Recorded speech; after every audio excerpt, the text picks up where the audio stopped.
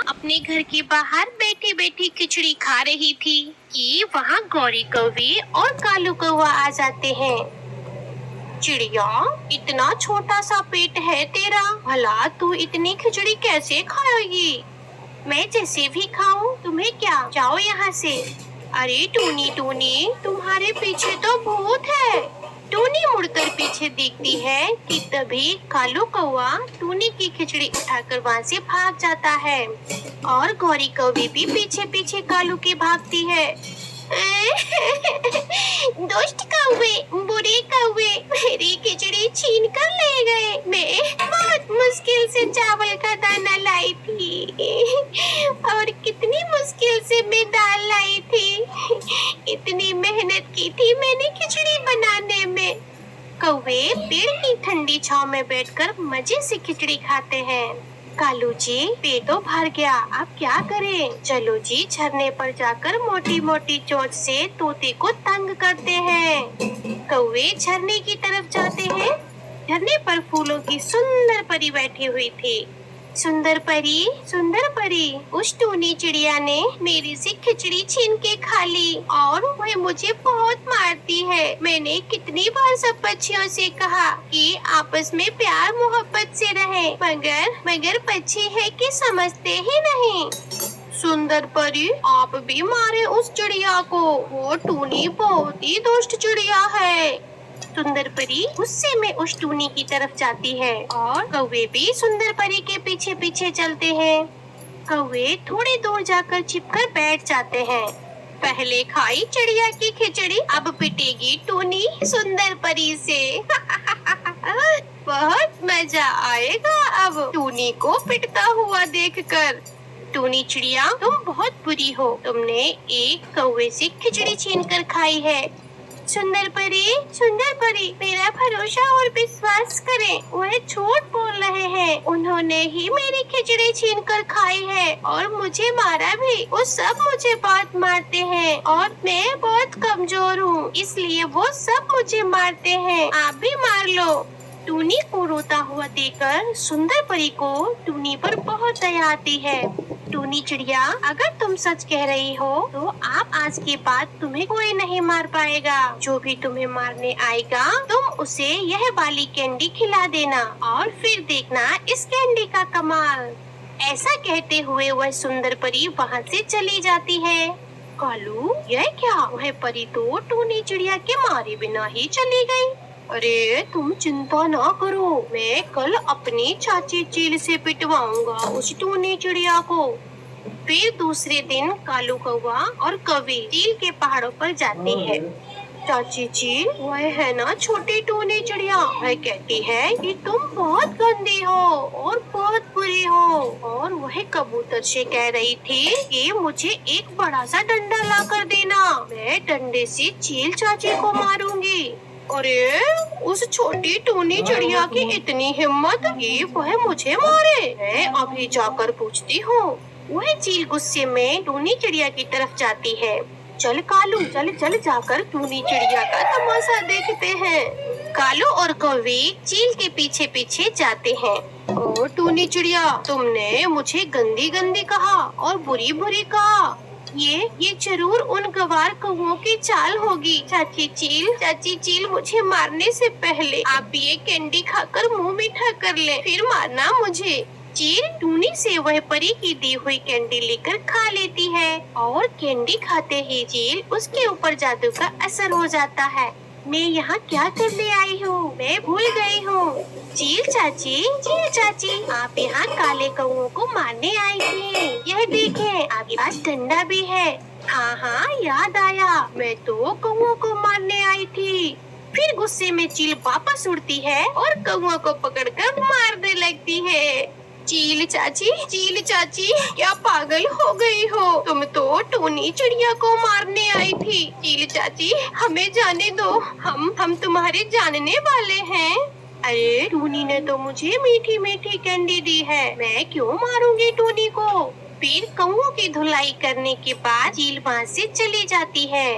दूर बैठी टूनी चिड़िया कौवों को मार खाता हुआ देखकर खूब हंसती है। अब मजा आया होगा इन कौवों को। अब तो ये कौवे हर रोज किसी न किसी से पिटा करेंगे। कालू कालू बहुत मारा चील चाची ने, मेरी पूंछ पर मारा। गुरी, मगर ऐसा हुआ कैसे? चील तो चिड़िया को मारने आई थी। कालू, वो चील अब बूढ़ी हो गई है, शायद थोड़ी पागल भी। चलो चलो, हम अपने पुराने दोस्त गरजू बादल के पास जाते हैं और बादल से कहते हैं कि टूनी चिड़िया का घर तोड़ दे। जब चिड़िया के घर पर बरसात होगी ना, तो वो बहुत रोएगी। हाँ हाँ हाँ हाँ, कौवे भैया, मेरा घर टूट गया। वो ऐसे ही रोएगी। कौवा और कौवी अपने पुराने मित्र गरजू के पास जाते हैं।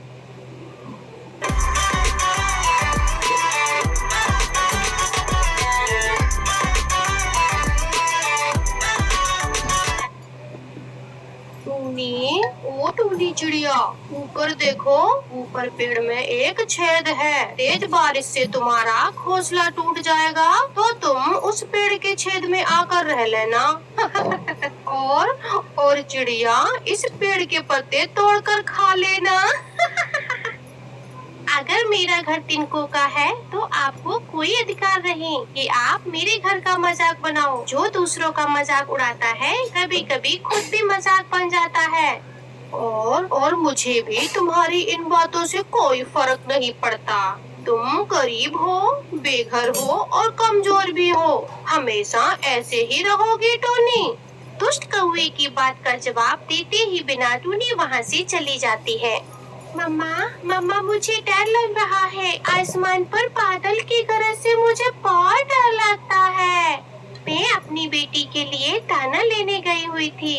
ये लो गुड़िया बेटी, आप दाना खा लो।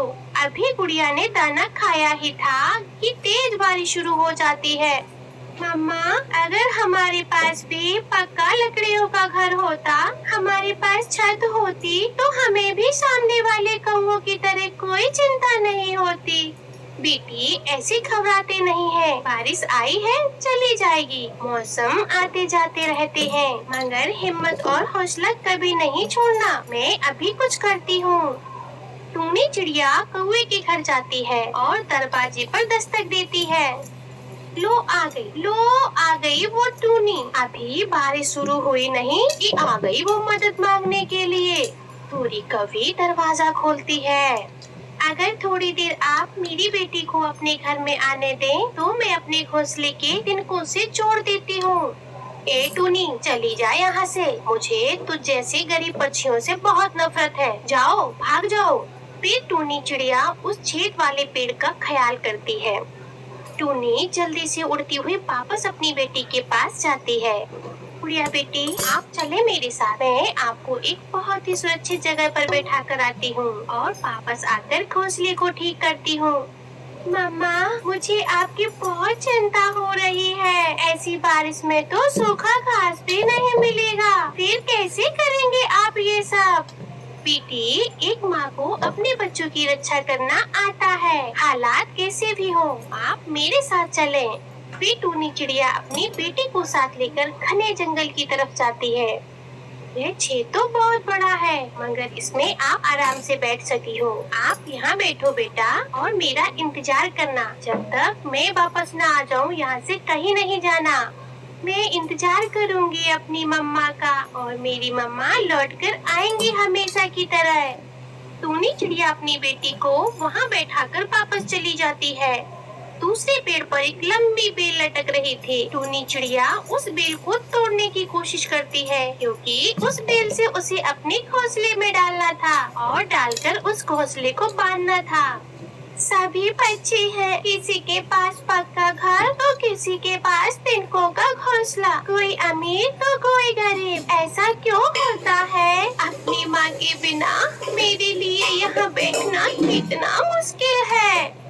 ऐसे सोचते हुए गुड़िया की आंखों में आंसू थे। गुड़िया की आंखों से आंसू टपक टपक कर पेड़ के नीचे गिरते हैं। दिल भर आए तो रोना बुरी बात नहीं, लेकिन कभी मायूस ना होना छोटी चिड़िया। मैं भी तो यहाँ कब से अकेला हूँ। तुम्हें देखा तो सोचा कि मुझे साथ मिल गया। मेरी माँ ना जाने किस हाल में होगी। क्या तुम मुझसे दोस्ती करोगी? मैं बहुत गरीब हूँ, माँ की बेटी हूँ। टूटा हुआ घर है हमारा। मैं आपको क्या दे सकती हूँ? कुछ भी तो नहीं है हमारे पास। मगर मेरे पास है कुछ तो मैं आपको देना चाहता हूँ। ऐसी शक्ति जो किसी बच्चे के पास नहीं है। तो क्या आप मेरा घर बनाकर दे सकते हैं? घर भी और बहुत कुछ। मैं सब कुछ कर सकता हूँ। वह जादुई पेड़ गुड़िया से ऐसी बातें करता है। मगर तुम मुझसे वादा करो, तुम हमेशा दूसरों की मदद करोगी, दुख में मुसीबत में दूसरों का साथ दोगी। मैं आपसे वादा करती हूँ, जो मेरी माँ ने मुझे सिखाया मैं वह सब करूँगी। अपनी आंखें बंद करो गुड़िया। गुड़िया अपनी आंखें बंद करती है और वह जादुई पेड़ के साथ साथ वाले पेड़ पर गुड़िया के लिए बहुत ही सुंदर सा घर बना देता है। सामने देखो छोटी चिड़िया। गुड़िया जब अपनी आंखें खोलती है तो वह सामने बहुत ही सुंदर सा घर देखकर हैरान हो जाती है।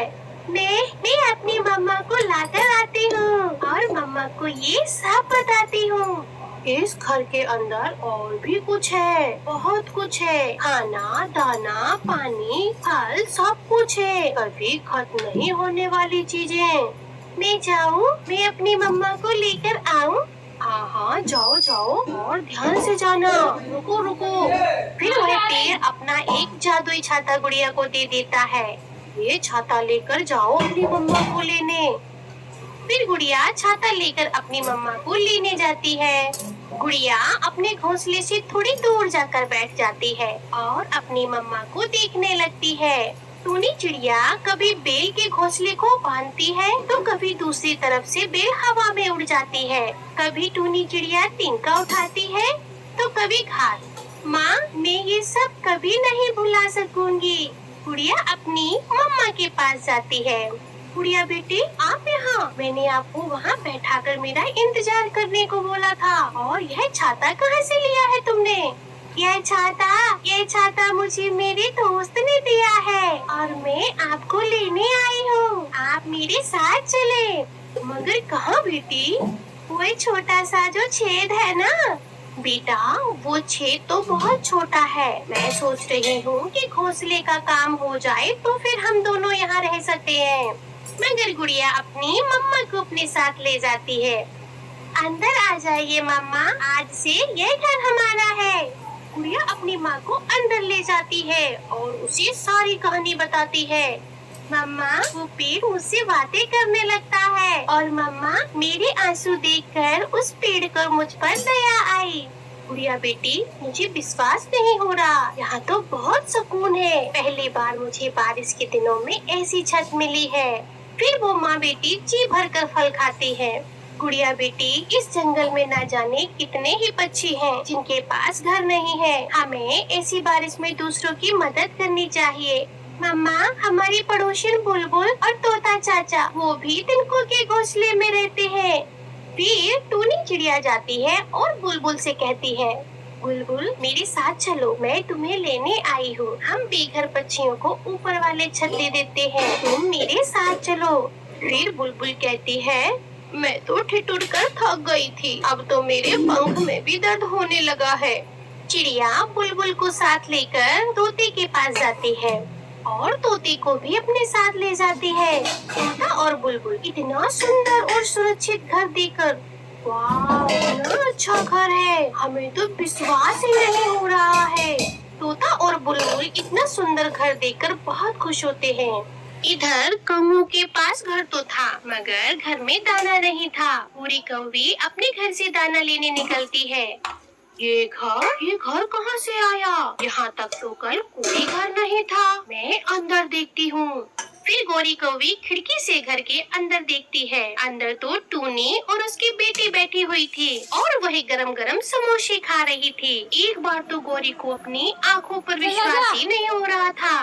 टूनी चिड़िया, क्या ये तुम ही हो? हाँ हाँ, ये मैं हूँ और ये मेरी बेटी है। शुक्रिया तुम्हारा। उस